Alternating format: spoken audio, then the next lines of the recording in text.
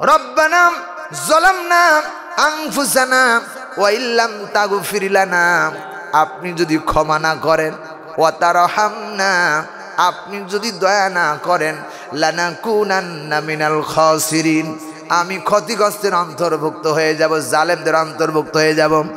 তাহলে আদম আলাইহিস সালাম সর্বপ্রথম স্বীকৃতি দিলেন, হে রব, আমি অন্যায় করেছি, আপনার কাছে ক্ষমা চাচ্ছি, আপনি ছাড়া ক্ষমা করনেওয়ালা কেউ নাই।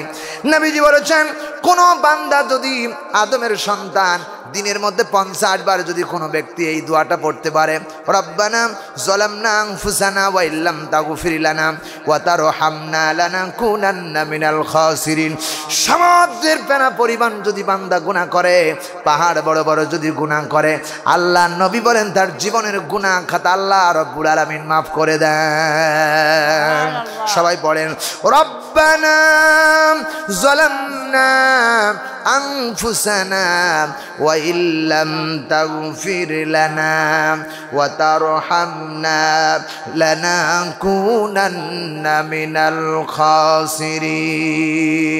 হায় আল্লাহ, আমি অন্যায় করেছি, অত্যাচার করেছি, আমার নফসের উপরে জুলুম করেছি, আপনি যে ক্ষমা করে দেন, আপনি ছাড়া কোনো ক্ষমতাকারী নাই, আপনি যদি ক্ষমা না করে দেন, আমি নিশ্চয়ই জালেমদের অন্তর্ভুক্ত হয়ে যাব। আল্লাহর কসম করে বলি, আদম আলাইহিস সালাম কেবলমাত্র আরাফাতের ময়দানে দাঁড়িয়ে এই কথাগুলো যখন আল্লাহরে শোনায় দিলেন, আল্লাহ রব্বুল আলামিন সঙ্গে সঙ্গে তার জীবনের সব পাপগুলো মাফ করে দিলেন। নবী বলেন, কোন সন্তান, আমার আদমের সন্তান, এই দোয়াটা যদি 50 বার দিনের মধ্যে তেলাওয়াত করতে পারে, তার জীবনে যত গুনাহ আছে সব গুনাহ খাতা আল্লাহ রব্বুল আলামিন মাফ করে দিবেন। সুবহানাল্লাহ বলেন না? আরো জোরে বলেন সুবহানাল্লাহ। আমার ভাইরা, কারণ আল্লাহ রাব্বুল আলামিন তওবাকারীকে ভালোবাসেন। আল্লাহ রাব্বুল আলামিন বলতেছেন, তওবা যদি করতে হয় তাহলে তওবায় নাসুয়া করো, নাসুয়ায় তওবা করো।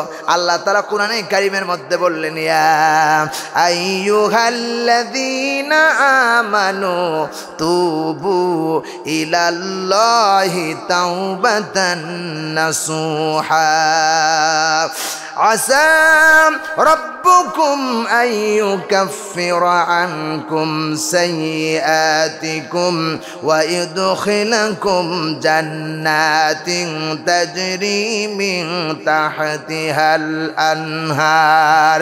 কোন বান্দা যদি আল্লাহ বলেন, ও আমার ইমানদার বান্দারা, ইয়া আইয়ুহাল্লাযীনা আমানু, ও ইমানদার বান্দারা, তুবু ইলাল্লাহি তাওবাতান নাসুহা, যদি তোমরা খাঁটি দৃঢ় তওবা করতে পারো। তওবা মানে নসুয়া, মানে নসুয়া কোনো ব্যক্তির নাম না, নসুয়া মানে হলো আমার ভাইরা কোরআনের ব্যাখ্যা হলো খাঁটি তওবা, দৃঢ় তওবা, অবিচল তওবা যদি কেউ করতে পারে, আল্লাহ রাব্বুল আলামিন বলেন, আসা রব্বুকুম আইয়ুকাফির আনকুম সাইয়্যাতিকুম, জীবনের যত গুনাহ আছে সব গুনাহ খাতা আল্লাহ রাব্বুল আলামিন মাফ করে দিবেন। আর তার জন্য আল্লাহর জান্নাত আল্লাহ রাব্বুল আলামিন বাজেট করে দিবেন। আরো জোরে বলুন। আমরা সবাই জান্নাতে যেতে চাই, চাই কি চাই না? জোরে বলেন, চাই কি চাই না? মালিক জান্নাতে তোমার পাশে একটি ঘর বানিয়ে দিও, একটি ঘর বানিয়ে দিও মালিক,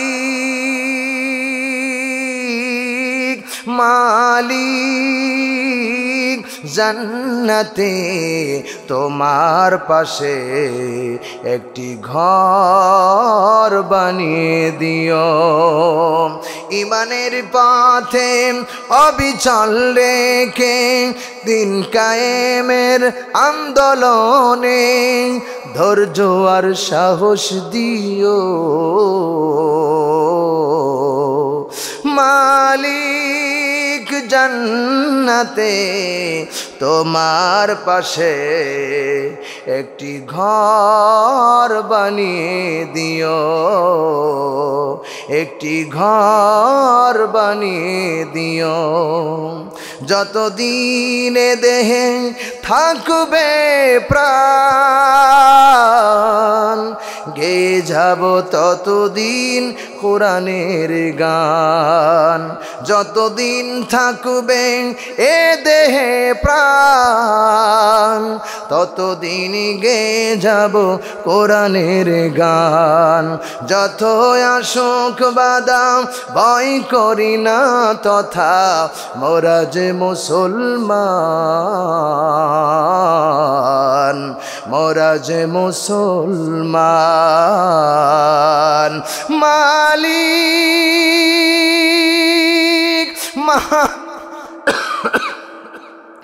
মালিক জান্নাতে তোমার পাশে একটি ঘর বানিয়ে দিও, একটি ঘর বানিয়ে দিও।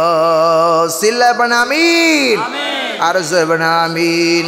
আমার বন্ধুগণ, আল্লাহ নবী বলেন কোরআনে কারীমের ভিতরে আল্লাহ রাব্বুল আলামিন বলতেছেন, যারা তওবা করবে, আহারে কিয়ামতের ময়দানে আল্লাহ রাব্বুল আলামিন যখন কিয়ামতের ময়দান তৈরি করবেন, যারা তওবা করবেন আল্লাহ রাব্বুল আলামিন বলতেছে, বান্দা তওবা করার পরে যখন দৃঢ় অবিচল থাকবে, আল্লাহর দ্বীনের কাজগুলো করবে, কিয়ামতের ময়দানটা যখন অন্ধকার হয়ে যাবে, আল্লাহ রাব্বুল আলামিন তাদের জন্য তওবাকারীর জন্য পথ বাতলায় দিবেন, আলোর ব্যবস্থা করে দিবেন।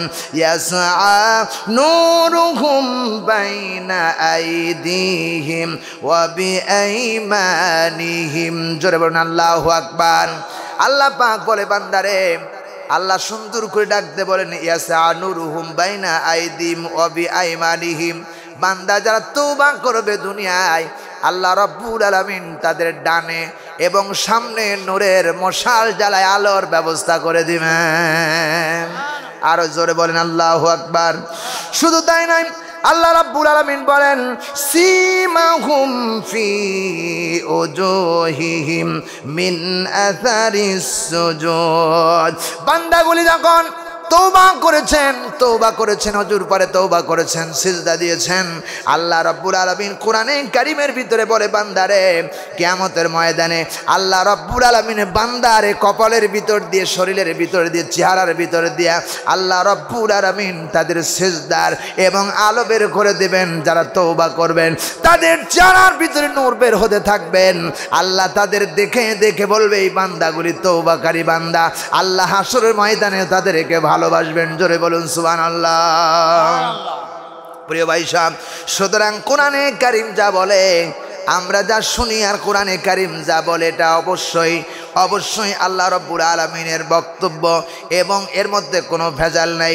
বিশ্বনবী আরো বলেন, হযরত আবু মালিক আনসারী রাদিয়াল্লাহু তাআলা আনহু হতে বর্ণিত, তিনি বলেন, রাসূল সাল্লাল্লাহু আলাইহি সাল্লাম বলেছেন, আত-তুহুরু শাতরুল ঈমান, পবিত্রতা হলো ঈমানের একটি অংশ, অর্ধাংশ। যারা পবিত্রতা থাকে না, তাদের ঈমানের ঘাটতি থাকে। চিল্লায় কোন ঠিক কিনা? পবিত্রতা কি? পবিত্রতা হলো ঈমানের অর্ধাংশ। ঈমান যার আছে সে পবিত্রতা অর্জন করবেই। জোরে বলুন সুবহানাল্লাহ। এজন্য আমরা সব সময় মালাকুল মাউতের কোলে আমাদেরকে যেতেই হবে। এই জন্য আমাদেরকে অবশ্যই অবশ্যই আমাদেরকে পবিত্রতা অর্জন করতে হবে। আমার নবী ইরশাদ করেছেন, ওয়ান ইবনে উমর রাদিয়াল্লাহু তাআলা আনহু قال قال رسول الله صلى الله عليه وسلم من تودع الطهور كتب له আশারুহু হাসানা। নবীজি বলেন, তিরমিজি শরীফের হাদিসের ভিতরে নবীজি বলেছেন, আরে কোন বান্দা যখন একবার ওযু করে, প্রত্যেকটা ওযুর বিনিময় আল্লাহ রাব্বুল আলামিন 10টা নেকি তার আমলনামায় লিখে দেন, আর গুনাহ তো মাফ করে দেন। প্রত্যেকবার ওযুর জন্য 10টা করে নেকি আল্লাহ রাব্বুল আলামিন বান্দার আমলনামায় লিখে দেন। তিরমিজি শরীফের হাদিসের ভিতরে আল্লাহর নবীজি বলেছেন, যতবার বান্দা ওযু করবে ততবারই তার জন্য 10টা করে গুনাহ আল্লাহ রাব্বুল আলামিন তার আমলনামা থেকে মাফ করে দিবে। শুধু মাফ করে দিবে না, এটা একটি হাদিস।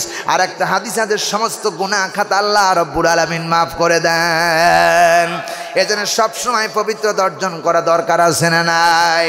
কারণ আমার ভাইয়েরা, পৃথিবীতে চিরদিন আমরা থাকবো না, আমাদেরকে যাওয়াই লাগবে, আমাদেরকে দুনিয়া ছাড়াই লাগবে। কারণ এই পৃথিবীতে কেউ চিরদিন বাঁচতে আসেন না, আমাদেরকে সবাইকে যেতে হবে। এই জন্য আল্লাহ রাব্বুল আলামিন বলেন, ইয়া আইয়ুহাল্লাযীনা আমানু তাকুল্লাহা হাক্কা তুকাতিহি ওয়া লা তামুতুন্না ইল্লা ওয়া আনতুম মুসলিমুন। আল্লাহ বলে, বান্দারে আদর করে বললেন ইমানদারেরা। এখানেই তো শেষ করছেন, ইমানদার কারা ওই কথা বলতে গিয়েই তো এদিকে চলে গিয়েছিলাম।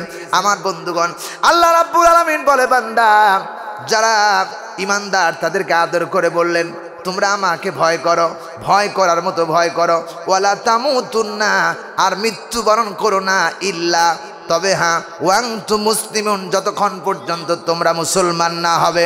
আমার বন্ধুগণ, আমরা তো মুসলমান। কি আমরা কি আমরা কি মুসলমান। মুসলমান বাবাই মুসলমান, এই বলে মুসলমান বলে দাবি করলে মুসলমান বলে দাবি করা যায় না। মুসলমান শব্দের আবিধানিক অর্থ আত্মসমর্পণ করা। ঠিক কিনা বলো? কার কাছে? আরো জোরে বলেন। প্রত্যেকটা সেক্টরে আত্মসমর্পণ করা। আল্লাহ তাআলা বলতেছেন, ওয়ামান আহসানু দীনাম মিম্মান আসলামা ওয়াজহাহু লিল্লাহি ওয়া মুহসিনু ওয়াত্তাবা মিল্লাতা ইব্রাহিমা হানিফা ওয়াত্তাখাযাল্লাহু ইব্রাহিমা খলিলা। আল্লাহ বলেন, ওমান আহসানু দীনাম মিম্মান, ওই ব্যক্তির চাইতে দিনের মধ্যে উত্তম কে হতে পারে?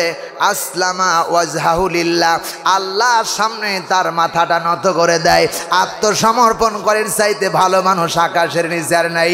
জোরে বলেন আল্লাহু আকবার। আত্মসমর্পণ করতে হবে মাথা নত করে। কার কাছে? আরো জোরে বলে। আমার ভাইরা, কয়েকদিন আগে আমরা ভয় করে হাসিনার কাছে আত্মসমর্পণ করেছিলাম। কথা কয় না? কি করি নাই? যা বলেছে তাই করতে হয়েছে। কোরআনে কারিমের কথা বলতেছি, মাইক নাই, অথবা বক্তা হারায় গেছে, বক্তা গুম হয়ে গেছে, রাস্তায় থেকে হারায় গেছে, মাইক নাই। কি নেতা পাতি নেতা বোমা মারলে একটা আলিফ বলতে পারে না, ওই নেতা কোরআনের মাহফিল বন্ধ করে দেয়। টাটকা মুনাফিকের বাচ্চা মুনাফিক। কথা কয় না? ঠিক কিনা আমার ভাইয়েরা? সুতরাং আল্লাহ বলেন, ওই ব্যক্তির চাইতে কে মুসলমান হতে পারে? যার মাথাটা আল্লাহ রাব্বুল আলামিনের কাছে নত করে দেয়।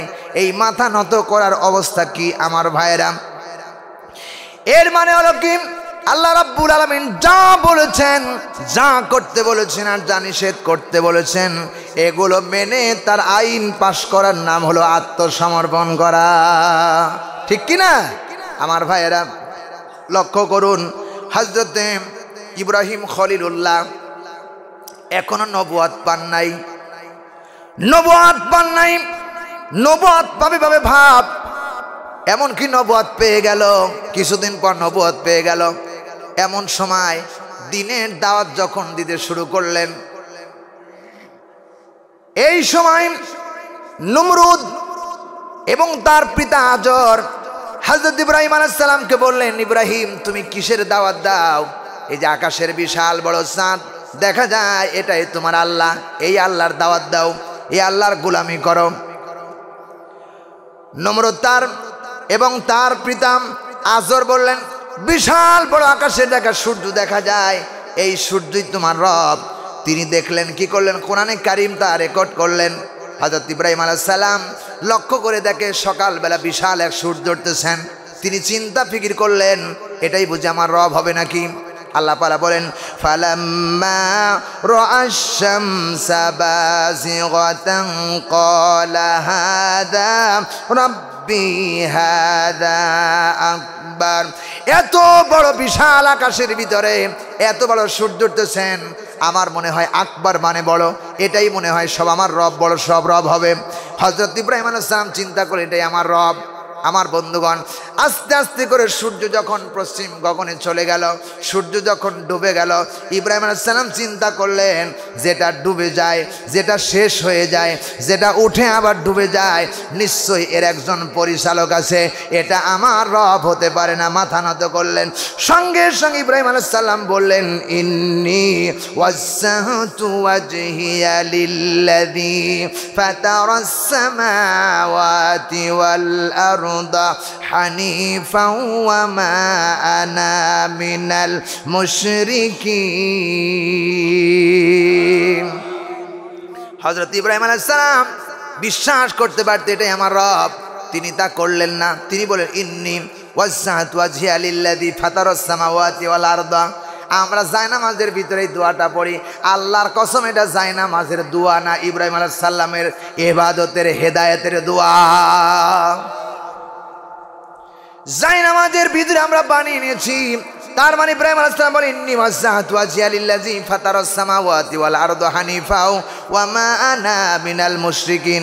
ইব্রাহিম আলাইহিস সালাম বলেন, আল্লাহ চাঁদের দিক থেকে মুখ ফিরিয়ে নিলাম, তারকার থেকে মুখ ফিরিয়ে নিলাম, সূর্য থেকে মুখ ফিরিয়ে নিলাম, এটা যা পরিচালনা করেন নিশ্চয়ই এর একজন রব আছে, সেই রবের দিকে আমার মুখটা ফিরে নিলাম, যিনি আসমান এবং জমিনের মালিক, এবং আমি শিরিক করি নাই, শিরক করি নাই, শিরক করি নাই। ইব্রাহিম আলাইহিস সালাম আবার বললেন, কুল ইন্না সালাতি ওয়া নুসুকি ওয়া মাহইয়ায়া ওয়া মামাতি লিল্লাহি রাব্বিল আলামিন। আমার নামাজ, আমার রোজা, আমার কুরবানি, আমার হজ, আমার যাকাত, উঠা বসা, শয়নে স্বপনে, ভটাভটি, ক্যানফাইজ, যা হবে কেবলমাত্র আল্লাহ রব্বুল আলামিনের জন্য হবে। আজ থেকে যারা আত্মসমর্পণ করবেন, আমার নামাজ, রোজা, হজ, যাকাত, উঠা বসা, ভটাভটি, ক্যানফাইজ, মিটিল মিছিং, যা হবে সব আল্লাহর জন্য করা লাগবে। এর নাম আত্মসমর্পণ করা। কথা কয় না ঠিক কিনা? ভোট দেওয়ার সময় কারে দেবেন? আল্লাহকে খুশি করার জন্য দেওয়া লাগবে। কাকে দেওয়া লাগবে? শয়তানের বাচ্চারে, শয়তানকে। হ্যাঁ, কারে দেওয়া লাগবে?